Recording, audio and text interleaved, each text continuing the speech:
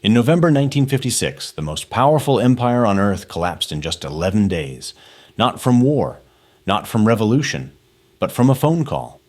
The British Empire, ruler of a quarter of the planet, issuer of the world's dominant currency, was forced to surrender because it was deeply in debt, financially overextended, and dependent on its creditors' patience. History remembers the moment as the Suez Crisis. What history forgets is this: the collapse didn't start in 1956. It started decades earlier. And here's the uncomfortable question: what if the United States is walking the same path right now? Stay with me. To understand how empires really fall, we have to strip away the drama and look at the mechanism, because collapse is rarely loud at first. It usually begins quietly, hidden behind something that looks like strength. At the center of this story is one concept: reserve currency status.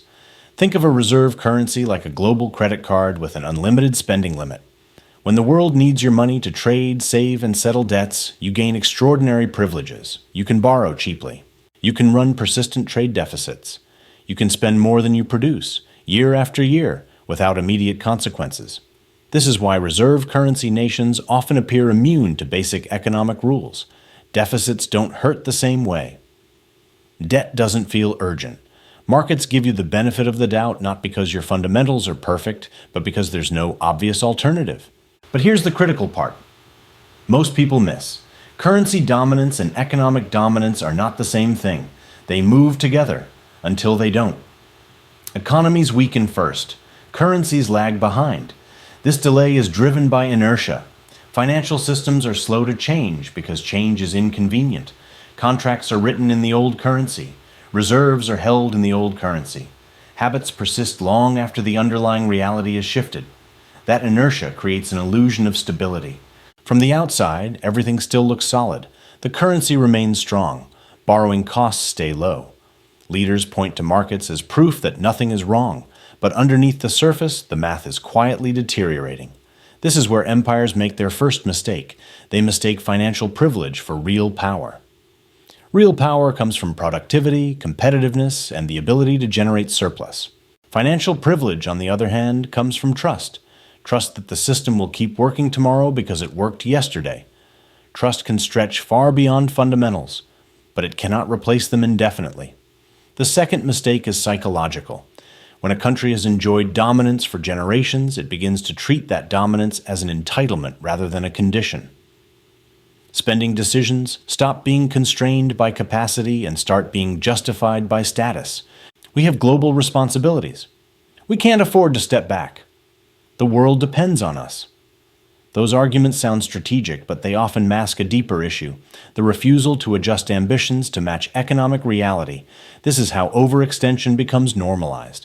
Debt rises, not because of a single crisis, but because cutting back feels unthinkable. Trade deficits persist, not because they are harmless, but because the currency absorbs the pressure. Warning signs appear, but they're dismissed. After all, markets haven't panicked yet. And as long as the currency holds, the illusion survives. The danger is not that the system collapses slowly. The danger is that it doesn't collapse at all until suddenly it does. When confidence finally breaks, it doesn't unwind politely. Credit tightens. Borrowing costs jump.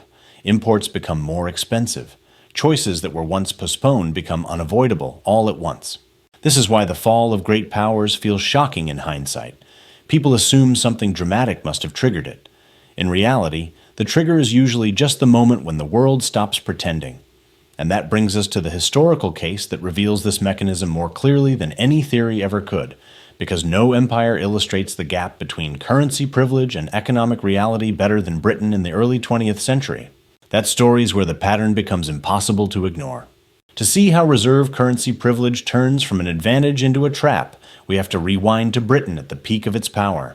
In the 19th century, Britain wasn't just a strong economy, it was the financial center of the world. The pound sterling functioned as the backbone of global trade.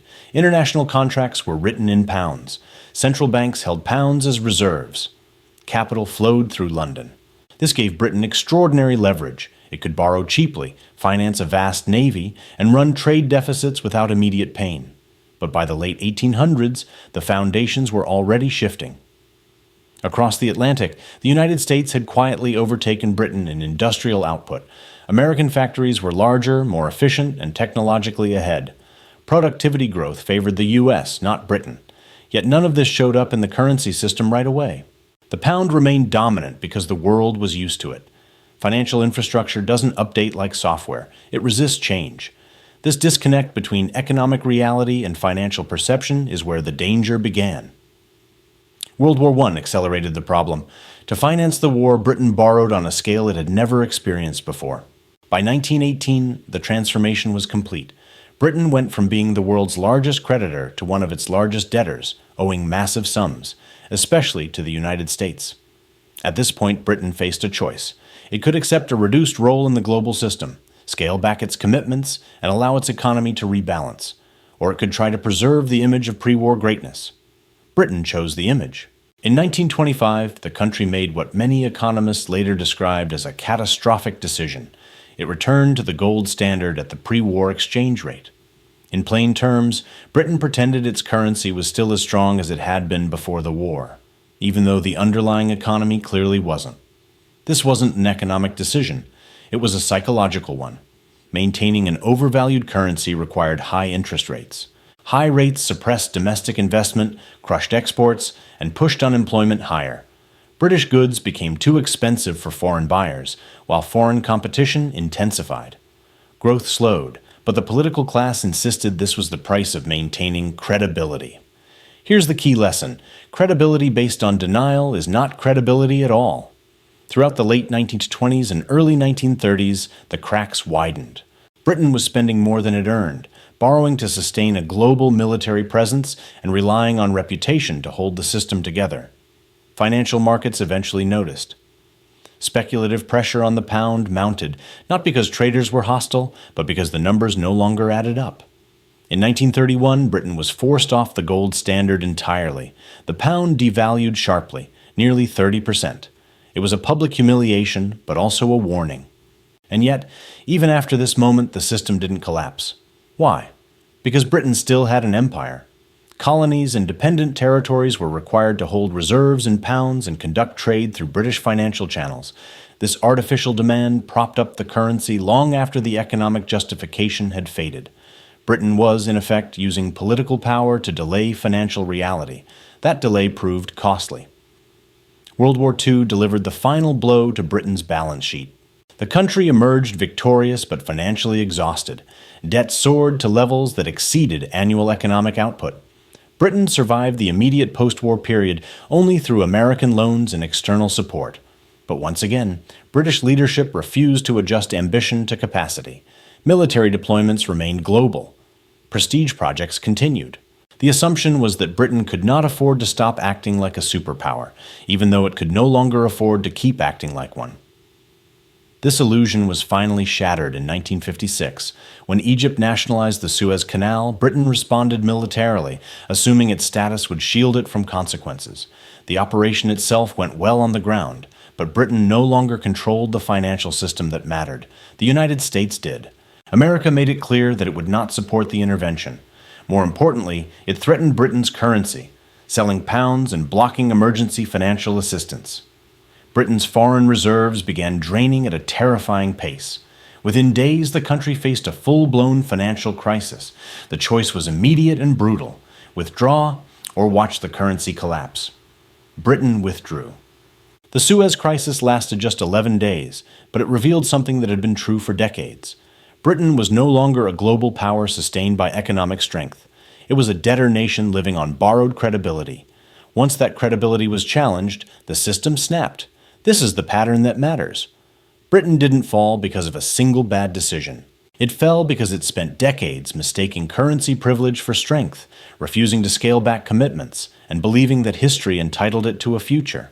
And that brings us to the uncomfortable question of whether another reserve currency power is now making the same assumptions, because the parallels become far harder to dismiss when we look at the United States today. When people hear comparisons between Britain's decline and the United States today, the instinctive reaction is rejection. America feels bigger, stronger, more innovative.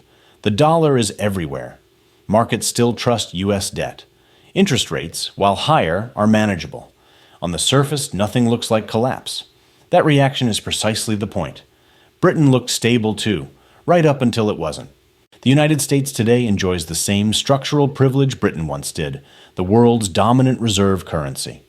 Dollars are used to price global trade, store savings, and settle financial transactions. Foreign governments and central banks hold U.S. treasuries not because they love America, but because the dollar sits at the center of the system. That position grants the U.S. extraordinary flexibility. America can run persistent budget deficits without facing immediate punishment. It can import far more than it exports and pay for the difference with financial claims rather than goods. It can borrow at lower interest rates than fundamentals alone would justify because global demand for dollar assets remains strong. But just as with Britain, this privilege masks underlying shifts. The U.S. debt-to-GDP ratio has climbed steadily for decades, accelerating sharply after the 2008 financial crisis and again after the pandemic. Deficits are no longer tied to emergencies, they are structural. Even during economic expansions, spending consistently exceeds revenue. At the same time, interest costs are becoming a real constraint.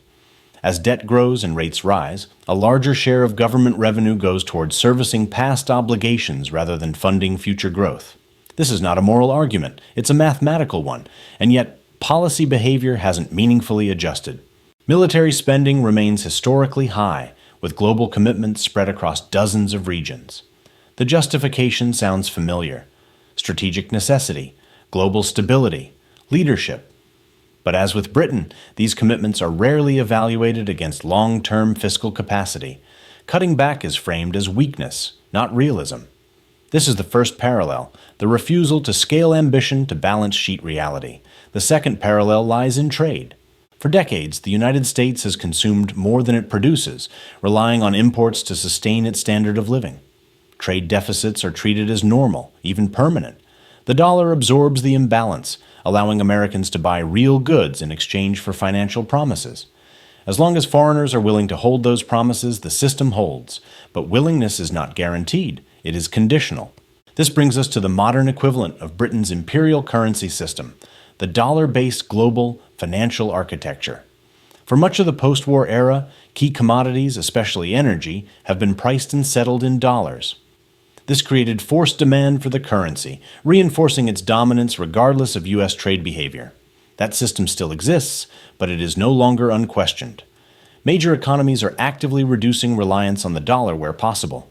Trade agreements increasingly include local currency settlement options. Alternative payment systems are being developed not to overthrow the dollar overnight, but to reduce exposure to it. Central banks are diversifying reserves at the margin, not in panic, but deliberately. This is exactly how erosion begins. It doesn't start with collapse, it starts with hedging. The most important parallel, however, is psychological. America, like Britain before it, suffers from a form of exceptionalism.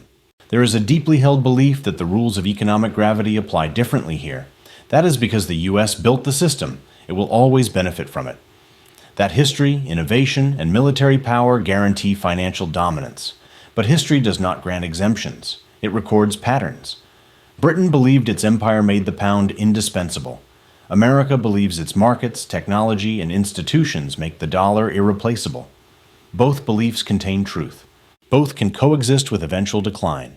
The danger isn't that the dollar loses reserve status tomorrow.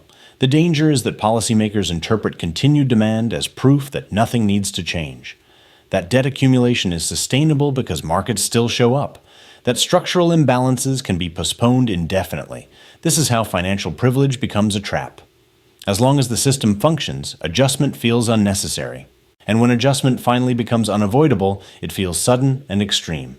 One more parallel is worth emphasizing. Britain didn't lose power because it stopped mattering economically. It lost power because, in a moment of crisis, it discovered that its financial leverage was gone. When its creditor pushed back, Britain had no room to maneuver. The United States has not reached that point, but the risk is not zero. A future crisis, geopolitical, fiscal, or financial, doesn't need to be catastrophic to test confidence. It only needs to reveal that U.S. policy flexibility is more constrained than markets assumed. When that realization spreads, reactions can be nonlinear. This is why comparisons to Britain are not predictions, they are warnings. The lesson is not that America will inevitably fall, but that reserve currency dominance creates blind spots. It delays feedback. It encourages overreach. And it tempts leaders to believe that reputation can substitute for fundamentals longer than it actually can. The question, then, is not whether America is identical to Britain. The question is whether America is repeating the same pattern of behavior, confusing privilege with permanence, at a moment when the margin for error is shrinking. And that question leads directly to the most important part of the story. What happens when a system like this doesn't adjust gradually, but instead confronts a shock it can't ignore? Because history suggests decline rarely announces itself in advance. It accelerates when confidence breaks. Economic decline rarely follows a straight line. It unfolds in phases. Long stretches of apparent stability interrupted by moments of sharp adjustment. This is why great powers rarely recognize the danger while they still have time to respond. The system appears functional right up until it doesn't. Ernest Hemingway captured this dynamic perfectly when he described bankruptcy as happening gradually, then suddenly. That phrase matters because it explains why warnings are so often ignored. When nothing dramatic is breaking, gradual deterioration feels abstract. Numbers worsen, but life goes on. Markets fluctuate, but recover. Each year looks survivable until the accumulation of risk reaches a tipping point. For reserve currency nations, this dynamic is especially dangerous. As long as global demand for the currency remains intact, pressure builds quietly. Deficits roll over. Debt compounds. Policy flexibility narrows, but the feedback signal is delayed.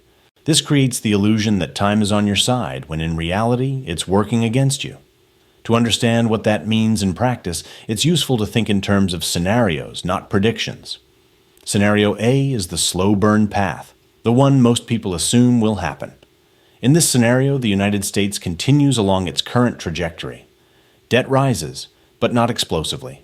The dollar remains dominant, though slightly less so at the margins. Foreign buyers still purchase U.S. Treasuries, but demand becomes more price-sensitive. Interest rates stay structurally higher than they were in the 2010s, increasing the cost of borrowing without triggering an immediate crisis. Growth slows, not because of collapse, but because resources are increasingly diverted toward servicing past obligations rather than building future capacity. Fiscal debates become more contentious. Trade-offs become unavoidable. Living standards flatten rather than rise. This scenario feels manageable. It allows leaders to claim stability. It reinforces the belief that the system can be adjusted incrementally over time. The risk is that Scenario A conditions the system for Scenario B. Scenario B is not about inevitability, it's about vulnerability. In this scenario, a shock exposes how little margin for error remains. That shock doesn't need to be unprecedented. It could be a geopolitical escalation, a fiscal standoff, a financial accident, or a sudden repricing of risk. What matters is not the trigger itself, but the context in which it occurs. When debt levels are high and confidence is doing most of the work, reactions become nonlinear. A modest loss of trust can produce outsized effects. Borrowing costs spike faster than expected. Capital flows reverse at the margin. The currency weakens just enough to push import prices higher. Policymakers are forced to choose between supporting growth and defending financial stability, and discover they can't do both simultaneously. This is the modern version of a Suez Moment. Not a collapse of institutions, but a moment of recognition, when markets and governments realize that constraints they assumed were flexible are, in fact, binding. When credibility can no longer substitute for capacity, when once theoretical choices become immediate. The critical mistake is assuming this scenario must arrive on a specific date. It won't. Confidence breaks when it breaks. Not on schedule, not in response to one variable, but when enough pressures converge that the story people tell themselves stops making sense. That's why trying to predict the exact trigger is less useful than understanding the conditions that make the system fragile. What history shows is that long periods of gradual adjustment create complacency. They convince participants that the system has adapted, when in reality, it has only postponed reckoning. By the time the sudden phase arrives, options are limited and reactions are rushed. This doesn't mean catastrophe is unavoidable. It means preparation matters more than precision. Countries that recognize structural constraints early can adjust deliberately. Those who don't are forced to adjust under pressure. Britain's experience showed how quickly flexibility disappears once confidence erodes. The timeline shrinks. The choices narrow. The outcome feels abrupt, even if it was years in the making. And this brings the conversation down from the level of governments and markets to something far more personal. Because when systems adjust suddenly, it's not abstract entities that absorb the shock, it's households, workers, and savers who feel it first. That's where the real consequences of gradually, then suddenly, become impossible to ignore. When discussions about debt, currencies, and reserve status stay at the macro level, they can feel distant, almost academic. But when a system built on financial privilege begins to adjust, the consequences don't stay on balance sheets. They show up in everyday life. Start with prices. A weaker or less trusted reserve currency doesn't collapse overnight, but it does change purchasing power. Imports become more expensive, not because companies are greedy, but because the currency buys less abroad. For a country like the United States, where imported goods are woven into nearly every supply chain, that translates quickly into higher costs at the grocery store, at the gas pump, and on household essentials. Inflation, in this context, isn't driven by excess demand. It's driven by diminished leverage. Next comes borrowing. When confidence erodes, even slightly, lenders demand compensation. Interest rates rise not just on government debt, but across the economy. Mortgages, auto loans, credit cards all become more expensive. Monthly payments increase even if income doesn't. Families that once felt financially stable begin to feel squeezed, not because they made reckless choices, but because the baseline cost of maintaining their lifestyle has shifted. This is how adjustment feels on the ground. Subtle at first, then persistent. Savings are affected too. When inflation runs ahead of wages, purchasing power erodes quietly. Retirement plans that looked sufficient on paper begin to feel less secure in practice. People discover that preserving nominal value isn't the same as preserving real value. None of this requires a crisis headline. It happens through normalization. Higher prices become the new normal. Higher rates are accepted as permanent. Expectations adjust downward.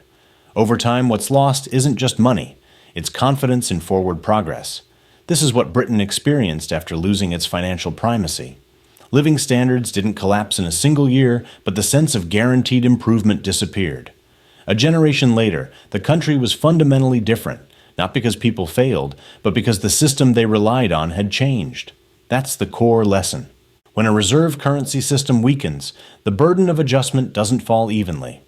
Governments debate, markets reprice, but households adapt in real time, often without warning or protection. Those who assume stability is permanent are forced to react under pressure. Those who recognize structural risk early have more room to maneuver. This isn't about panic or prediction, it's about understanding exposure. Because the most dangerous assumption any society can make is that yesterday's privileges guarantee tomorrow's outcomes. And that brings us to the final question. This entire story is really asking, if prediction is unreliable and denial is costly, what does intelligent preparation actually look like? History's most painful lessons rarely come from what we failed to predict. They come from what we refused to prepare for. Britain didn't lose its global position because its leaders were unintelligent or malicious. They lost it because they believed reputation could substitute for reality, and that past success guaranteed future flexibility. For a long time, the system seemed to prove them right, until it didn't. The same risk confronts every reserve currency power. The lesson of history is not that collapse is inevitable, but that complacency is expensive. Systems built on trust can endure stress for years, even decades. But when confidence finally breaks, adjustment is swift and unforgiving. Those who plan for permanence are forced into reaction. Those who plan for resilience retain options. This is why preparation matters more than prediction. No one can forecast the precise moment when confidence shifts or which event becomes the catalyst. But individuals and societies can recognize structural risk, diversify exposure, and reduce dependence on assumptions that require everything to keep going right. Economic gravity doesn't announce itself. It asserts itself. Empires fall not when they are attacked, but when they ignore arithmetic, when they confuse privilege with permanence and delay adaptation until choice disappears. The future doesn't belong to those who assume stability. It belongs to those who prepare for change. And that is the only advantage history consistently rewards.